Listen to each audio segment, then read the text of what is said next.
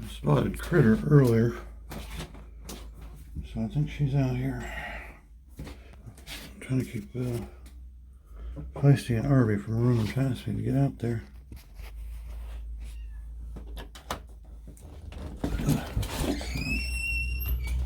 There's, yep, Critter's here. Oh, there goes Arby.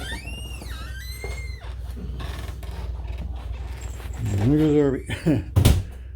Critter wasn't having any of Arby. Alright, so I'm gonna hold off. I want to take that bowl in and clean it, and also the water bowl. So I may be moving you outside because I think I can come out here now. It's warm enough. So let me turn this off and I'll come back. Okay, so the main thing they're going to be worried about is food. So let's take care of the food. Clean water bowls and I'll put up after I get this done. We're going to move outside, guys. If you let me.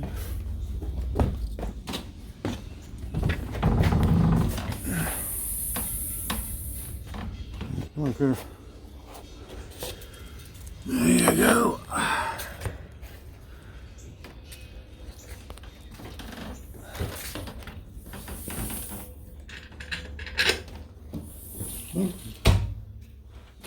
She want to come back in, but there's not going to be anything in here for her.